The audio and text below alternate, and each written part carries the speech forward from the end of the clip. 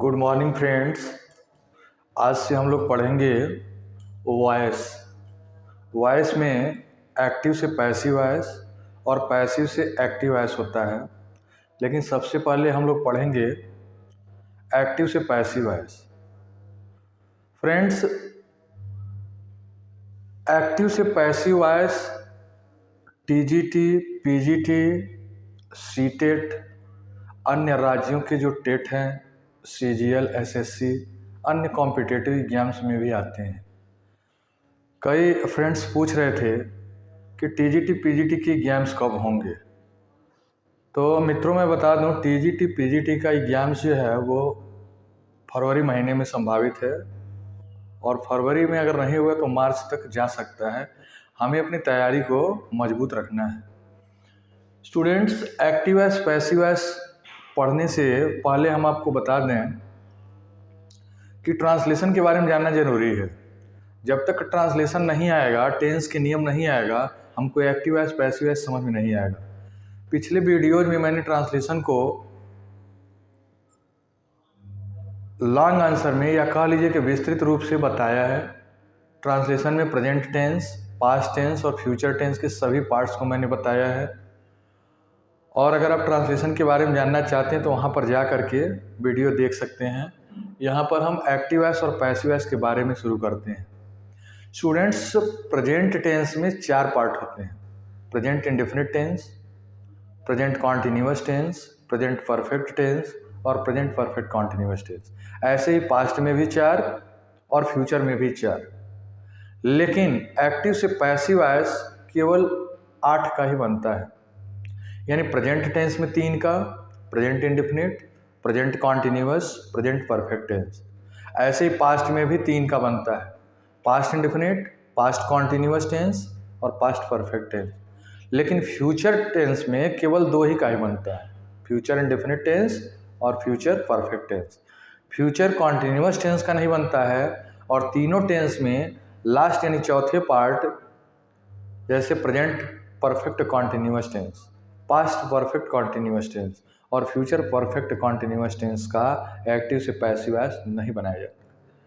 इसके बाद एक सेंटेंस आता है इम्परेटिव सेंटेंस। इम्परेटिव सेंटेंस का एक्टिव से पैसिव वॉइस बनाया जाता है। तो फ्रेंड्स, जितने भी कॉम्पिटिटिव एग्जाम्स हैं, चाहे टीजीटी हो या पीजीटी हो, एसएससी हो, सीजीएल हो, यूपी टेट हो, सीटेट हो, अन्य राज्यों का भी कोई टेट हो, या अन्य जो भी कॉम्पिटिटिव एग्जाम्स हैं, उसमें एक्टिव वॉइस, पैसिव वॉइस से क्वेश्चन जरूर पूछे जाते हैं।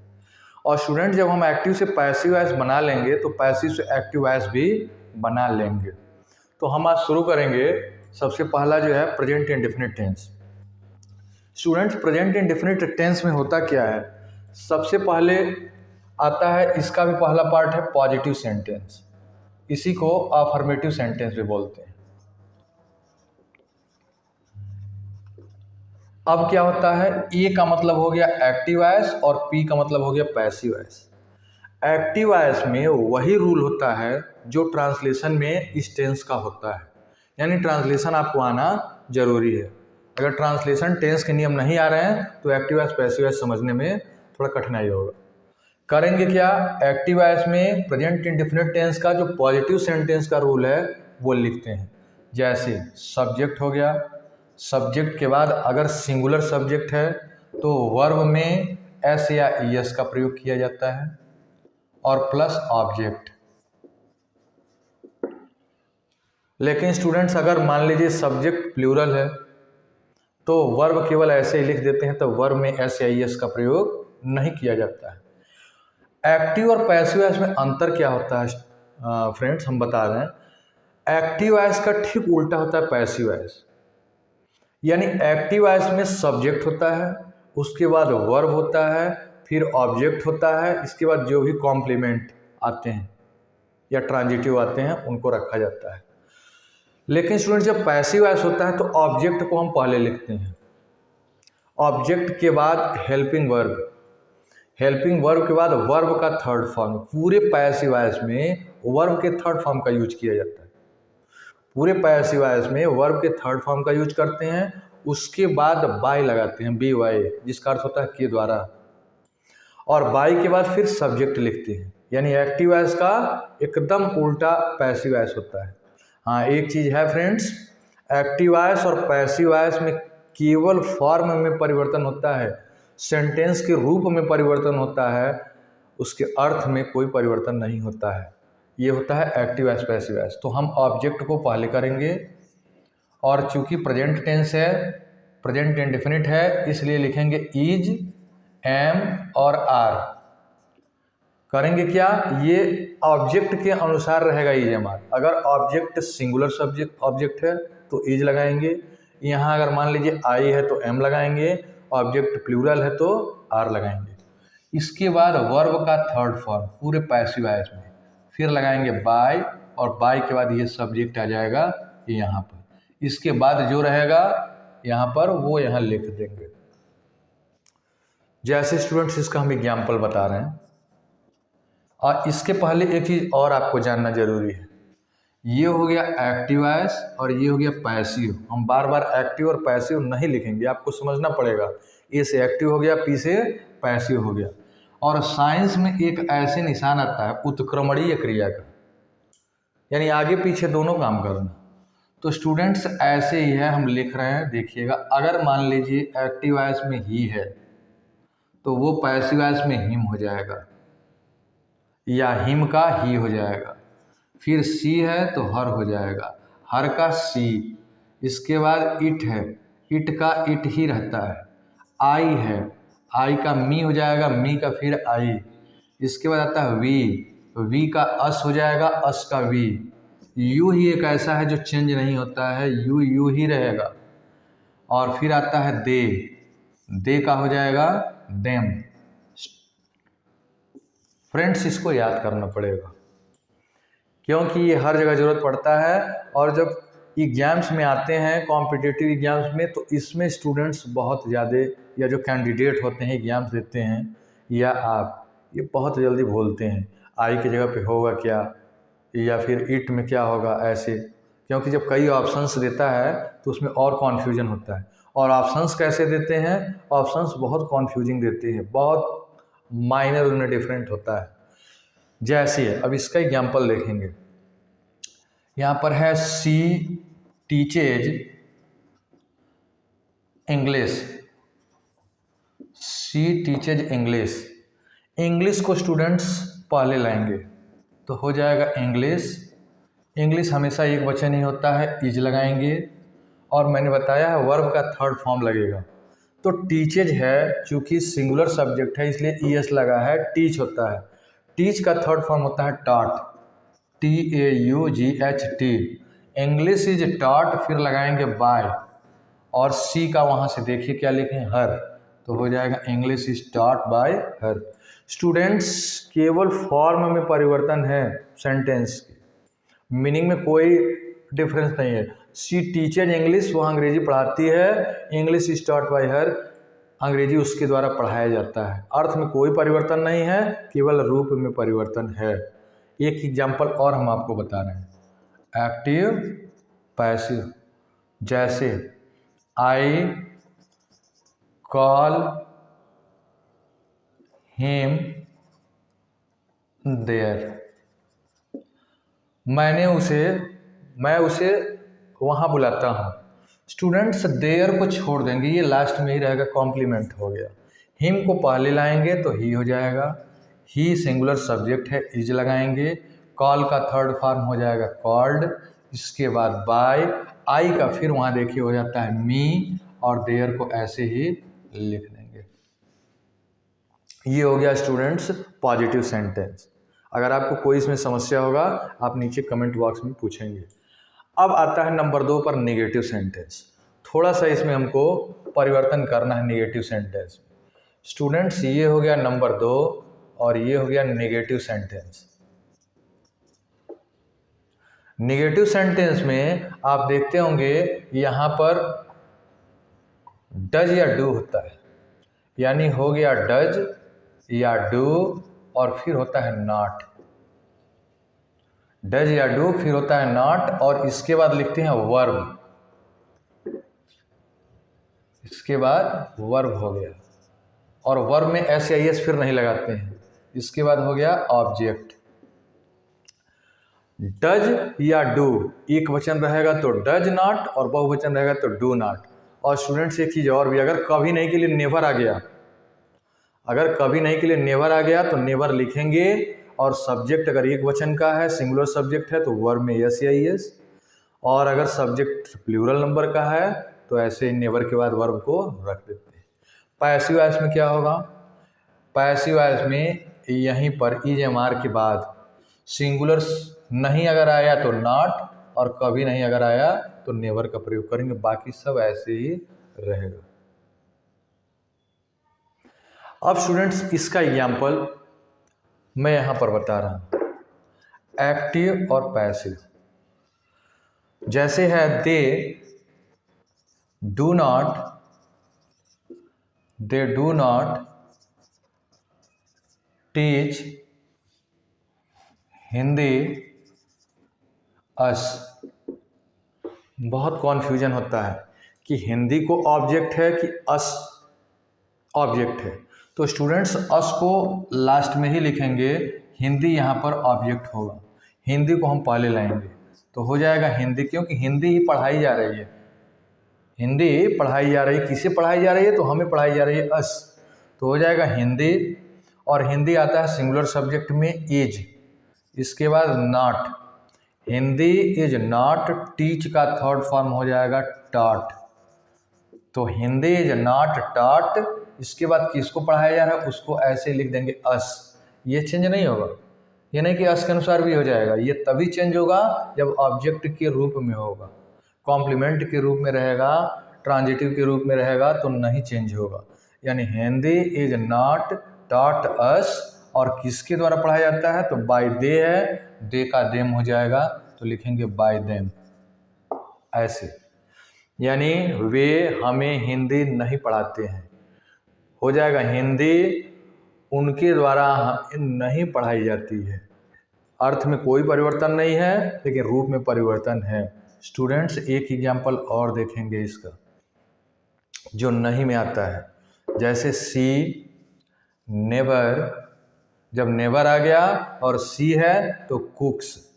स्टूडेंट्स एक चीज़ आपको बता दें, इसमें ट्रांसलेशन का भी रूल हम पढ़ते चल रहे हैं और उसी रूल से फिर पैसिव वॉइस बना रहे हैं। She never cooks food in the kitchen, in kitchen. अब स्टूडेंट्स यहाँ पे एक चीज़ और ध्यान देने की ज़रूरत है, फूड के बाद जो इन किचन है कॉम्प्लीमेंट है, उसको लास्ट में ही ऐसे ही रखेंगे।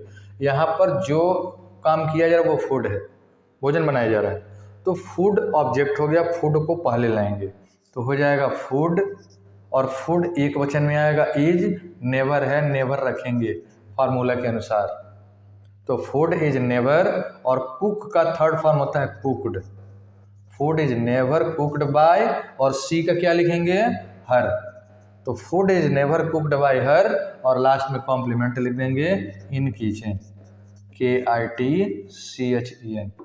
स्टूडेंट्स ये हो गया पॉजिटिव सेंटेंस और नेगेटिव सेंटेंस। इसमें कहीं कोई भी अगर आपको दिक्कत हो तो आप पूछ सकते हैं। अब हम लोग पढ़ेंगे इंट्रोगेटिव सेंटेंस।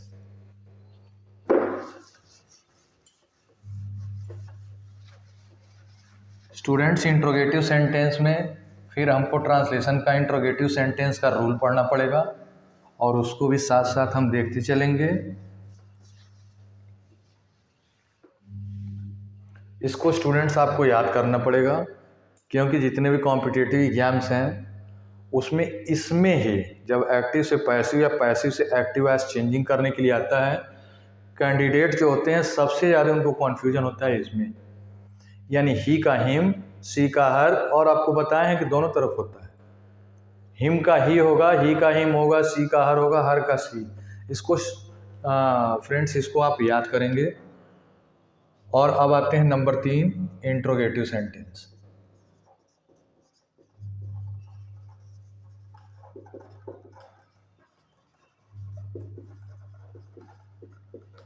होता क्या है इंट्रोगेटिव सेंटेंस में? जब मैंने आपको ट्रांसलेशन बताया था तो उस ट्रांसलेशन में इंट्रोगेटिव सेंटेंस का रूल बताया था, और वो रूल क्या बताया था? रूल बताया था कि अगर सेंटेंस क्या से शुरू होता है तो उसके हेल्पिंग वर्ब से शुरू करते हैं, यानी डज या डू से शुरू होगा। फिर इसके बाद सब्जेक्ट आएगा, सब्जेक्ट के बाद वर्ब आता है, वर्ब के बाद ऑब्जेक्ट आएगा, ऑब्जेक्ट के बाद क्वेश्चन मार्क जरूर होगा। ध्यान दीजिएगा, do does subject verb object. तो ये तो एक्टिव वॉइस यानी ट्रांजिशन का रूल है कि सब्जेक्ट डू और डज सब्जेक्ट के अनुसार लगेगा। हम पैसिव वॉइस में जो इज एम आर लगाएंगे वो ऑब्जेक्ट के अनुसार लगेगा, क्योंकि ऑब्जेक्ट को पहले लिखते हैं। तो यहाँ पर लिखेंगे इज, एम और आर, तीनों में से कोई एक लेंगे। किसके अनुसार लेंगे? ऑब्जेक्ट के अनुसार। हम देखेंगे ऑब्जेक्ट अगर सिंगुलर है तो इज लगाएंगे, ऑब्जेक्ट अगर प्लूरल है तो आर लगाएंगे, ऑब्जेक्ट अगर आई है तो एम लगाएंगे। इसके बाद आता है वर्ब का थर्ड फॉर्म। वर्ब के थर्ड फॉर्म के बाद बाय, बाय के बाद लिखेंगे सब्जेक्ट और क्वेश्चन मार्क जरूर लगाएंगे। क्वेश्चन मार्क अगर नहीं लगाते हैं तो मार्क्स कट जाएंगे। जैसे इसका example, does he learn an essay on Diwali? Question mark. क्या वह दीपावली पर एक निबंध याद करता है? ये इसका अर्थ होगा, क्या वह दीपावली पर एक निबंध याद करता है? तो वह तो डज ही के साथ लगा। हम यहां पर अगर देखेंगे तो एन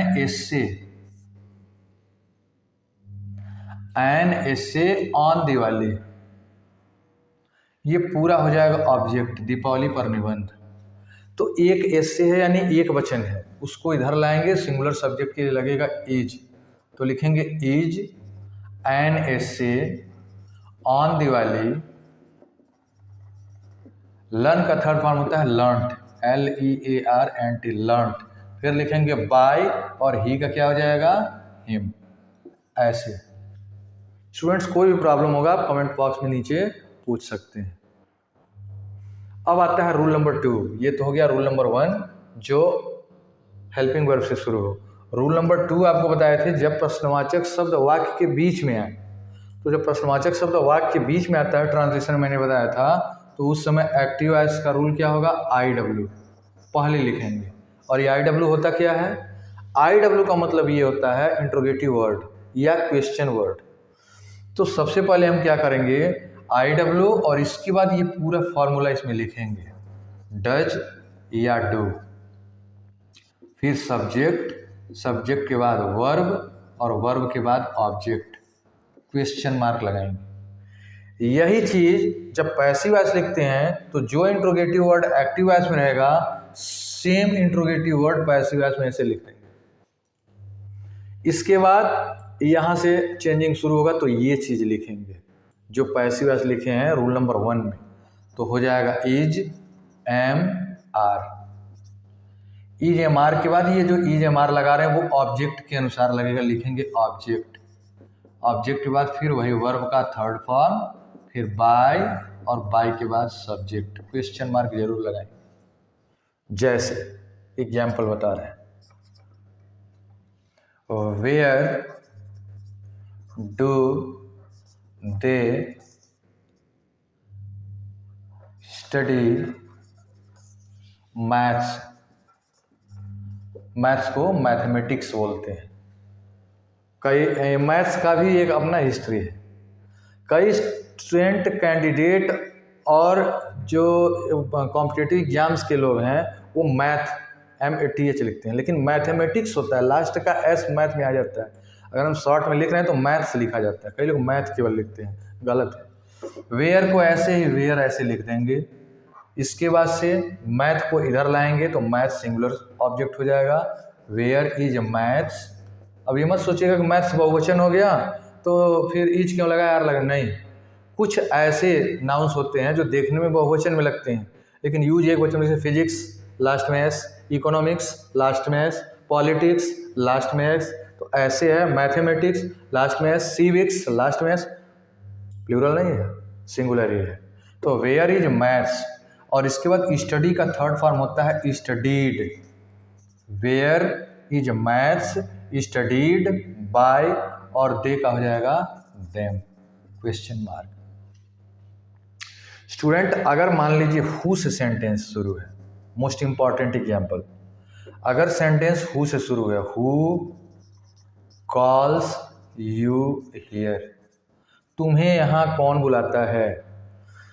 हु डबल रोल में है, यहाँ पर WHO हु डबल रोल में है। एक तो ये IW इंट्रोगेटिव वर्ड का काम कर रहा है, दूसरी ये सब्जेक्ट का भी काम कर रहा है। जो कौन है, हु है, वही तो सब्जेक्ट भी है, और सब्जेक्ट के साथ हमको बाय लगाना है, तो हम शुरू में ही लिख देंगे बाय होम, बाय होम, और बाय होम के बाद तब लिखेंगे ऑब्जेक्ट, और ऑब्जेक्ट यहाँ पर यू है, यू के लिए आर लिखेंगे, तो बाय होम आर यू, और कॉल का थर्ड फॉर्म होता है कॉल्ड, फिर लिखेंगे हियर। अब बाय लगाने की जरूरत नहीं है, यानी हु कॉल्स यू हियर, तुम्हें यहाँ कौन बुलाता है, और ये हो जाएगा तुम किसके द्वारा यहाँ बुलाए जाते हो, तुम किसके द्वारा यहाँ बुलाए जाते हो। स्टूडेंट्स एक चीज़ और ध्यान दीजिएगा, कभी कभी कौन कौन आता है, 2 बार हु नहीं लिखेंगे, हु के साथ कॉल लगाएंगे, यानी यस या यस अगर नहीं लगाएंगे तो कौन कौन तुम्हें यहाँ बुलाता है, और हु के साथ अगर वर्ब में यस या यस लगा दिए तो केवल कौन होगा, यानी कौन तुम्हें यहाँ बुलाता है। ये हो गया इंट्रोगेटिव सेंटेंस। अब हम आएंगे number 4, interrogative negative sentence. Students देखिएगा क्या क्या हम कलाकारी कर रहे हैं, आप पूरा इसको कॉपी करेंगे, लिखेंगे नोटबुक पे, आप कलाकारी उसमें नहीं करेंगे। इसमें क्या होता है, सब्जेक्ट के बाद नॉट या नेवर अगर आता है तो इसमें ऑब्जेक्ट के बाद नॉट या नेवर लगाएंगे। और ये तो एग्जाम्पल हो गया, इसमें मान लीजिए डज ही नॉट लर्न हो गया, तो नॉट यहाँ लगा, तो is an essay on Diwali not यहाँ लग जाएगा। स्टूडेंट्स इसमें क्या करेंगे, सेम प्रोसेस यहाँ भी करेंगे, IW डज या डू, सब्जेक्ट यहाँ पर नॉट या नेवर होगा क्योंकि इंट्रोगेटिव निगेटिव है, यहाँ नॉट नेवर होगा तो इसमें ऑब्जेक्ट के बाद नॉट या नेवर होगा। और एग्जाम्पल 2 है, तो वेयर डू दे नेवर हम यहाँ पे कर दे रहे हैं, एक एग्जाम्पल में नेवर, तो यहाँ मैथ्स के बाद फिर नेवर हो जाएगा, यानी सब्जेक्ट के बाद एक्टिव वॉइस में नॉट या नेवर, और पैसिव वॉइस में ऑब्जेक्ट के बाद नॉट या नेवर का प्रयोग करते हैं। जैसे ये है हु कॉल्स यू हियर, तो हु नेवर कर दे रहे हैं, who never calls you here, तो यहाँ पर by whom are you never हो जाएगा, कॉल्ड हियर। ये हो गया स्टूडेंट्स प्रेजेंट इंडेफिनिट टेंस का एक्टिव से पैसिव वॉइस। जब हम पूरे टेंस का यानी 8 प्रकार का टेंस में बताए हैं और एक बताए हैं इंपरेटिव सेंटेंस का, जब वो पूरा एक्टिव से पैसिव पढ़ लिया जाएगा तब फिर पैसिव से एक्टिव बताएंगे। और जब घर से अपने स्टडी सेंटर पे आप जाते हैं, स्टडी सेंटर से घर पे आ जाते हैं, कोई दिक्कत नहीं होता है, वैसे ही एक्टिव से पैसिव जब पढ़ लेंगे तो पैसिव से एक्टिव पढ़ने में कोई प्रॉब्लम नहीं होगी। स्टूडेंट्स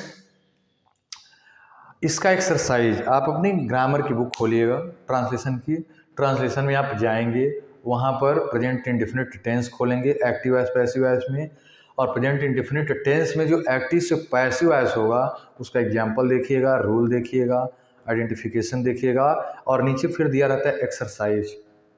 आप उस एक्सरसाइज को सॉल्व करिएगा। अगर कोई दिक्कत होगा कमेंट बॉक्स में आप पूछ सकते हैं। कल जो है हम लोग पढ़ेंगे प्रेजेंट कॉन्टिन्यूअस टेंस का एक्टिव से पैसिव वॉइस कैसे बनता है। स्टूडेंट्स वीडियो समाप्त करने से पहले मेरा YouTube channel study with Harimohan sir को सब्सक्राइब करिए, लाइक करिए, अधिक से अधिक शेयर करिए, ताकि जो भी नए वीडियोज इंग्लिश सब्जेक्ट से रिलेटेड आने वाले हैं कॉम्पिटिटिव एग्जाम्स के लिए आपको बहुत प्रॉफिटेबल होगा।